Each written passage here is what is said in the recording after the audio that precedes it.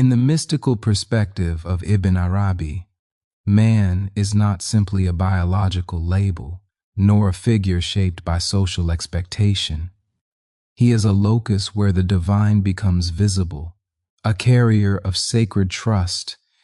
If woman manifests Jamal, the beauty and tenderness of the divine, then man reflects Jalal, the majesty and awe of God.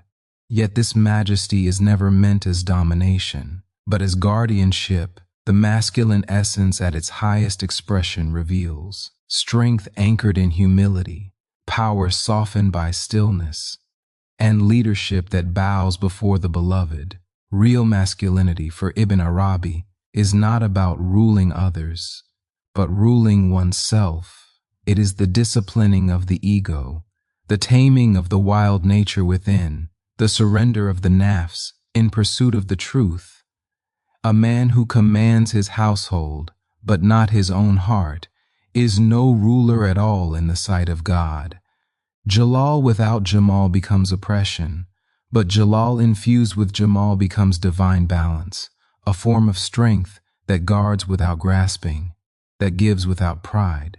For this reason Ibn Arabi said, "A man must become like a mountain, not to be rigid or cold, but because a mountain stretches toward the heavens, while holding firm to the earth, he must aim high yet remain grounded. He must endure life's storms without collapsing, not through a hardened heart, but through a heart made spacious, for the presence of God to dwell. For the greatest of men are those who become vessels for divine light, not barriers that conceal it." Within the tradition of spiritual chivalry, the Futuwah, Ibn Arabi described the realized man as a servant knight, valiant yet compassionate, disciplined yet gentle, fierce in defending truth, yet tender before beauty. Such a man does not crave obedience, but seeks to inspire. He does not assert authority with his speech, but with the integrity of his silence. His masculinity is not armor against vulnerability, but the sacred ground where vulnerability is honored. To walk as a man on God's path is to safeguard an inner flame, not the fire of rage or desire, but the fire of longing. This longing, this burning, is the soul's hunger for the real. When the masculine spirit awakens, it moves not toward conquest, but toward surrender. It craves not domination, but connection. Ibn Arabi saw in the masculine archetype a reflection of divine will. Just as God says be and it comes to be, the awakened man aligns his will with the divine command. He becomes a mirror of irada, divine intention. But this will is refined only through trials, through patience, through heartbreak. A man untouched by suffering has not yet stepped onto the inner path, for suffering strips away illusions, and the one who walks through fire with remembrance emerges shining with truth. The man journeying through the heart must build his inner landscape with devotion. He must cultivate quiet within, so he can hear the whisper of the beloved. This quiet is not weakness. It is the roar of an ocean beneath the stillness of a tranquil lake. The man who nurtures such stillness becomes a refuge for others. He becomes the calm eye of the storm, not by resisting chaos, but by allowing it to pass through him without attachment. In the lineage of God's lovers, the true man is the one who dares to be broken open. His strength is found in his openness. His courage appears not in dominance, but in yielding to love. And love, for Ibn Arabi, is the greatest jihad, the struggle not to possess, but to dissolve. Strength in its divine form is not brute power, but endurance, patience, and self-restraint. The strong man, according to Ibn Arabi, is not the one who subdues others, but the one who conquers his own self. In the Fusus al-Hikam, he teaches that real power is subtle and often concealed. The man who seems gentle may be silently holding the weight of heaven. The one who bows in humility may stand nearer to divine authority than one who stands arrogantly tall. Thus the masculine heart must be freed from the illusion of control. Many men mistake hardness for strength, yet a hardened heart cannot receive the breath of the divine. Real strength resembles the trunk of a tree, able to bend in the wind, so it does not break, and in its bending it learns compassion. A man who cannot weep before God cannot truly guide. A man who fears tenderness has not yet tasted the sweetness of divine closeness. Ibn Arabi reminded men that even the Prophet Muhammad, the most perfected of men, wept in prayer and walked with the poor. He conquered hearts not by force, but by compassion. He embodied Jalal and Jamal in a single form. Therefore, the mature man must welcome the feminine within. He must learn to nurture, to listen, to receive as he gives. He must remember that even the blazing sun must bow before the cool night.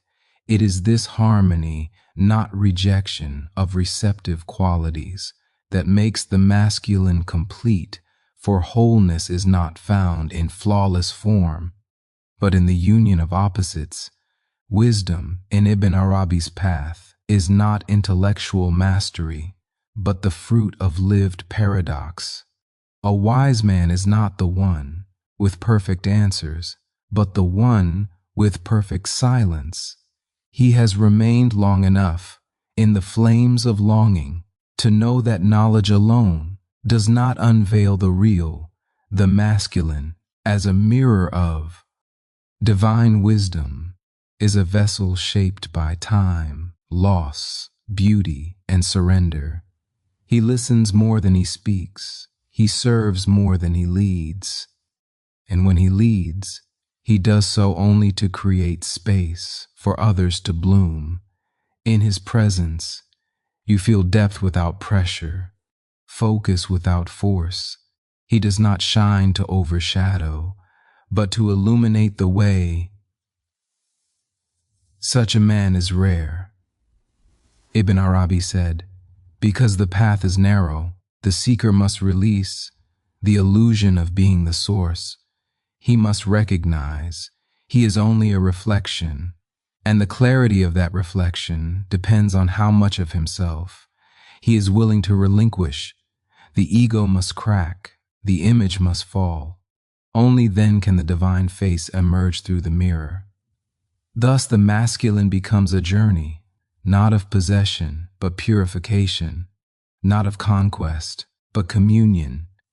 He does not guard to control, but to uplift. He does not hold space to dominate, but to deepen love's presence. He becomes not a tower above others, but a fountain from which others may drink. For Ibn Arabi, the highest station of man is not king, warrior, or sage, but lover. The lover is the one who sees the real in every form and refuses to limit the beloved to any single image. He loves not to own, but to dissolve, and in dissolving, he becomes the reflection of the one who reveals himself endlessly through love. The man who loves in spirit is not distracted by appearances. He sees the divine face behind every veil. When he looks at his wife, he perceives mercy. When he hears a child's voice, he senses the echo of divine play. When he gazes at the stars, he remembers the hidden mystery that planted longing in his heart.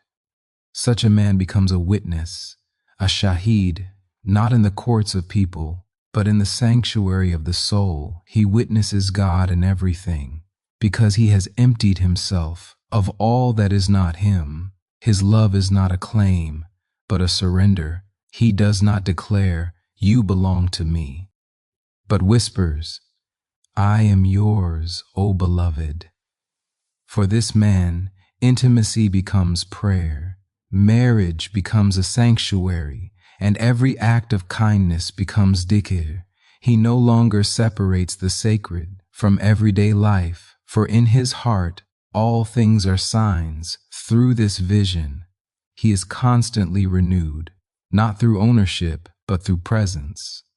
He moves through the world as a lover who has already found what others seek, and this finding softens him, humbles him, fills his eyes with gratitude. To be a man in the true mystical sense is to become integrated, not flawless, not finished, but whole. The man envisioned by Ibn Arabi is one who harmonizes strength with surrender, will with humility, longing with remembrance. He does not hide his tears, nor parade his bravery. He simply continues each day, polishing the mirror of his soul so the real may appear more clearly. He does not chase recognition. His greatness lives in quiet service. He tends to the sacred in silence, whether through the labor of his hands, the stillness of his prayer, or the dignity of his gaze. He knows that unity is not proclaimed by the tongue, but lived by the heart. And so he strives to become a mirror, so clear that when people look at him, they do not see him, they see the light. Ibn Arabi saw the masculine and feminine not as rigid identities, but as complementary mirrors, revealing the hidden unity of God. The man who understands this stops competing and begins completing. He no longer seeks to dominate, but to reflect. He no longer fears surrender, for he has tasted the sweetness of servanthood. This is the path of the awakened man, to become a mirror of Jalal and a vessel of Jamal, to walk softly with fire in the chest, to bow with strength and rise with love, and above all, to remember that every face, every form, every breath is an invitation to witness the one who has no face, no form, yet reveals himself in all that exists. He is the mirror, not the source. He is the servant, not the master. He is the lover, not the possessor. And in his heart, the name of the beloved burns like a sun, lighting the path, not only for himself, but for all who walk beside him.